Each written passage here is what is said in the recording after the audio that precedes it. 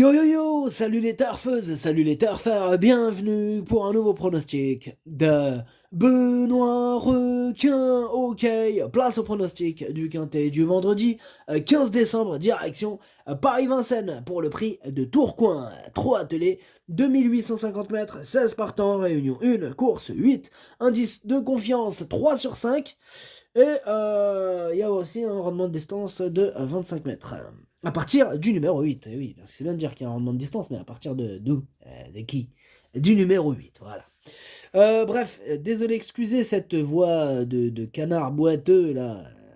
Je sais pas ce qui m'est arrivé, je me suis enrhumé aujourd'hui. Ah, c'est parti d'un coup. Peut-être, je sais pas, dans la voiture, fenêtre ouverte, je sais pas ce que j'ai foutu.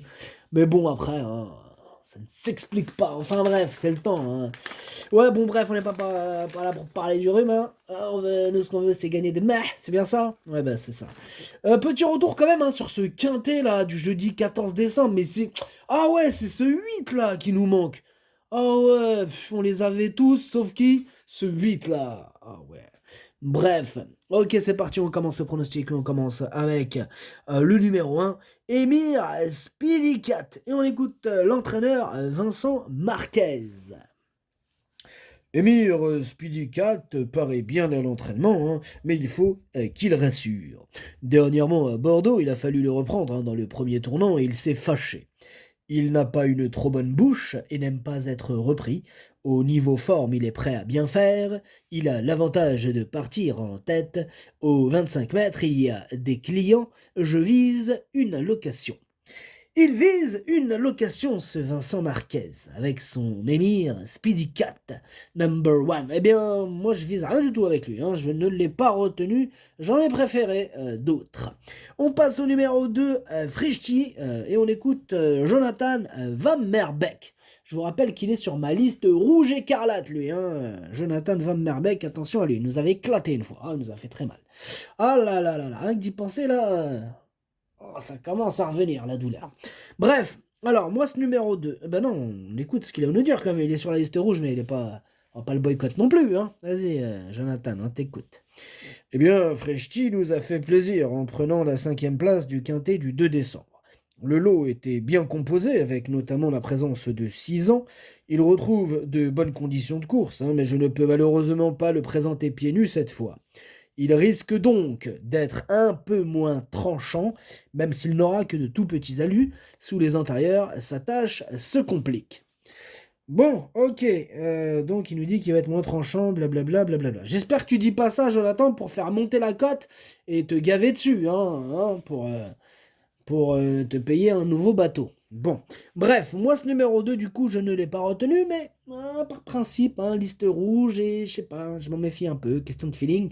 Je l'ai quand même mis en plein milieu de ma petite liste des possibles casseurs de tickets repérés, attention. On passe au numéro 3, Gédéon d'Herpette, et on écoute Mathieu Varin. Gédéon d'Herpette reste sur une sortie encourageante à Argentan où il a été contraint aux extérieurs. Ses courses précédentes étaient bonnes, sans être très chanceux, il avait pris la 4e place d'un quintet semblable à Anguin au mois d'octobre. L'idéal serait qu'il puisse pister non loin des animateurs. Si tel est le cas, il devrait conserver une place malgré la présence de bons chevaux au second poteau. Eh bien, ce numéro 3, lui non plus, je l'ai pas retenu. Par contre, c'est lui mon gros regret, c'est lui mon cheval de complément en cas de non partant. Attention, possible cassage en vue, hein. C'est lui mon danger number one, celui-là. Attention. Le crocodile. On passe au numéro 4, Gospel Vet, et on écoute Bertrand Lebellé. Gospel Vet court de façon rapprochée et a fait du léger depuis Angers. Il revient à Vincennes où il ne s'est pas produit depuis un moment. L'engagement est très favorable en tête, il répond présent et son année 2023 est bonne. Il y a des clients derrière et avant le coup, je penche plutôt pour une petite place. Il est prêt à faire de son mieux. Il est un peu mieux caché désormais. C'est vrai que dans 2 semaines, c'est la nouvelle année, hein. Ça arrive vite, hein. Ça passe vite le temps, c'est de la folie. Bref, ce numéro 4, lui non plus, je ne l'ai pas retenu, hein. Vous allez vous dire, mais il a retenu personne. C'est un pronostic sans chevaux. Voilà, il n'y a pas de numéro. Mais bien sûr, ça va venir, ça va venir. Mais bon, ce numéro 4, lui non plus, je ne l'ai pas retenu. Mais c'est lui le chef et le capitaine, hein, de ma petite liste des possibles casseurs de tickets repérés. Attention, à ne pas confondre avec le numéro 3 juste avant, qui lui est mon gros regret, mon cheval de complément. Voilà. Ils se suivent, vous me direz, mais c'est différent. Ils n'ont pas la même place. Bref, on passe au numéro 5, Gamin du Gautier, et on écoute Patrice de Sartre. Gamin du Gautier a réalisé une belle saison 2023 faisant preuve d'une belle régularité. Je profite de ce bel engagement, en tête sans les étrangers, ni les 6 ans, pour venir à Vincennes. Je le défère aussi des 4 pieds, ce qui n'a pas été le cas depuis un moment. À Vincennes, je le fais sans risque. Il court de façon rapprochée, mais la course est belle, et à 7 ans, il est endurci. Il visera une place. Et pareil, on continue. Bah, lui, je l'ai pas retenu non plus, numéro 5. Et ouais, lui aussi, on continue, voilà. Qu'est-ce que vous voulez que je vous dise? Bah ouais, on peut pas tous les retenir en même temps, mais bon, voilà. Ce numéro 5, c'est un regret. C'est mon deuxième cheval de complément au cas de nous partons. Attention. On enchaîne avec le numéro 6. Encore Jonathan Van Berbeek, incroyable. Espoir du jour, et on écoute encore Jonathan Van Berbeek, liste rouge. Espoir du jour aligne les échecs et découvre une tâche très compliquée dans ce quintet. Je profite de ce bel engagement et de la proximité de Vincennes pour le courir, mais il est préférable de l'écarter et de le revoir dans des épreuves réclamées. Il nous avait dit la même chose une fois, il nous avait dit oui, vous pouvez l'écarter, et blablabla, il a cours de conduction, franchement, vous pouvez l'écarter, t'inquiète la famille, tu peux rayer, voilà. Et voilà, et après il est arrivé. Et ouais, il est arrivé, il nous a défoncé le quintet, vous vous rappelez pas, Ouais, c'est comme ça. Et ben bref, ce numéro 6, lui, je l'ai écarté pour le coup. Pour le coup, j'y crois pas du tout. Mais bon. On passe au numéro 7, Flash de Voed, et on écoute mademoiselle Marie Norberg. Flash de Voed a dû se contenter de petites allocations ces derniers temps, et pourtant, sa forme ne fait aucun doute. Il a régulièrement joué de malchance, j'ai essayé de le préparer au mieux pour cet engagement idéal à la limite du recul. Il y a de sérieux clients au second poteau, mais il n'est pas hors d'affaire pour une petite place à l'issue d'un bon déroulement de course. C'est cela, oui.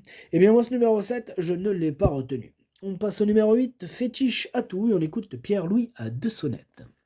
Fétiche Atout a bien tenu sa partie depuis le début du meeting, mais les engagements ne sont pas toujours au top.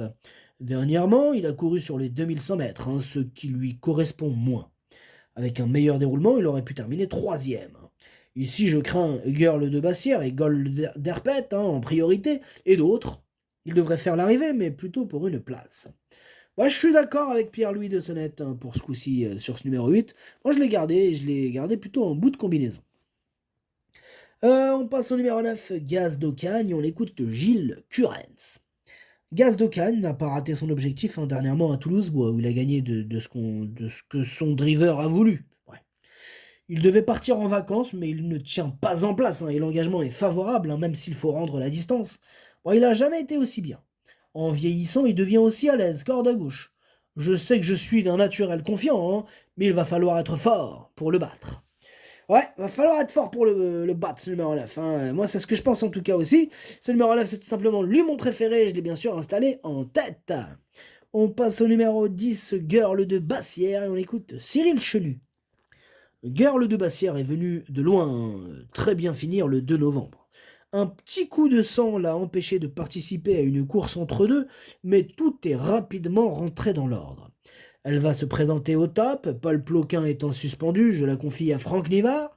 Elle cherche un succès dans un quintet et j'espère qu'elle trouvera son jour ce vendredi. Ah ben on te le souhaite Cyril, même si ça m'arrangerait pas. Bon, je l'ai gardé bien sûr, attention. Je l'ai mis même très haut, je l'ai mis 3e. On enchaîne avec le numéro 11, Fantasia Dellini, et on écoute Yannick Henry. Fantasia Dellini avait joué de malchance le 23 novembre. On a couru la semaine suivante et le délai était un peu court. Bon, elle a bien tenu sa partie, mais elle a branché un peu dans la descente. Ici, avec davantage de fraîcheur, elle devrait être encore mieux. Elle doit affronter les mâles, il est plus jeune, mais elle est prête à jouer les bonnes places. Ok, elle est prête à jouer les bonnes places, nous dit Yannick Henry. Bien, moi ce numéro 11, il me plaît bien, je l'ai mis 5e. On passe au numéro 12, Espoir du Noyer, on écoute Jean-Luc Bijon. Espoir du Noyer rend la distance et doit affronter les 7 ans. Aussi, il lui faudra une très bonne course pour accrocher une petite place à ce niveau. Il évolue en bonne forme, mais il va falloir jouer serré. Eh bien, moi ce numéro 12, je ne l'ai pas retenu, mais il est à l'arrière de ma petite liste des possibles troubles faits, et on clôture du coup cette liste. On passe au numéro 13, Gold Derpet, et on écoute Cyril Chenu. Gold Derpet a encore très bien tenu sa partie dans le quintet du 2 novembre. Il a échoué de peu après avoir longuement patienté. Il est désormais préférable de lui masquer l'effort, ce qui comporte évidemment des aléas. J'ai volontairement attendu ce bel engagement. Il est irréprochable et va encore prendre une part active à l'arrivée. Il peut bien sûr gagner à l'issue d'un déroulement de course favorable. Bien sûr, oui, c'est cela, oui. Je suis d'accord avec lui, on rigole, mais je suis d'accord. Ce numéro 13, moi, il me plaît beaucoup, je l'ai mis très haut, je l'ai mis deuxième. On passe au numéro 14, Guide-moi Forgan, on écoute Pascal Castel. Guide-moi Forgan s'est rapidement retrouvé parmi les derniers, dernièrement avec son numéro. Bon, il était difficile de revenir, même s'il a fourni une bonne fin de course. Il avait très bien couru auparavant sur ce parcours. Il va se présenter au mieux et l'engagement reste très favorable. Bon, il sera pieds nus, ce qui peut l'aider. Une place est à sa portée. Alors, moi, ce numéro 14, je l'ai retenu, mais en toute fin de combinaison. On passe au 15, Ghostbuster. On écoute Madame Séverine Raymond. Ghostbuster avait bien travaillé avant son retour à Vincennes. Aussi, je partais confiante pour le voir terminer à l'arrivée. Il a bénéficié d'un excellent parcours et a pu progresser au plus court dans le tournant final avant de bien sprinter. Il est resté dans le même état de forme depuis. Il faut rendre la distance et faire le tour des autres, mais il est dans sa catégorie, prêt à confirmer. Et ben, moi, ce numéro 15, il me plaît bien. Je l'ai mis assez haut, je l'ai mis 4e. Et on termine donc avec le numéro 16, Gaëlic du Rocher. Et on écoute Franck Leblanc. Gaëlic du Rocher s'attaquait à forte partie dans la finale du Grand National du Trot dernièrement. De plus, il a produit un gros effort au départ qu'il a payé en haut de la montée. Bon, sa forme ne fait aucun doute, il redescend nettement de catégorie. Cela dit, ce n'est jamais facile de rendre la distance, mais l'engagement est idéal. Sa place est dans le quintet. Sa place est dans le quintet, nous dit Franck Leblanc. Et bien moi, ce numéro 16, il me plaît bien et je l'ai mis 6e. Le pronostic, ça donne 9, 13, 10, 15, 11, 16, 8, 14. Merci d'avoir suivi cette vidéo. N'hésitez pas à mettre un pouce bleu si la vidéo vous a plu. Pour accéder à tous mes tickets pour la course du quintet, rendez-vous directement en description de la vidéo. À jouer avec modération. Bonne chance. Chopez-le moi. Ciao.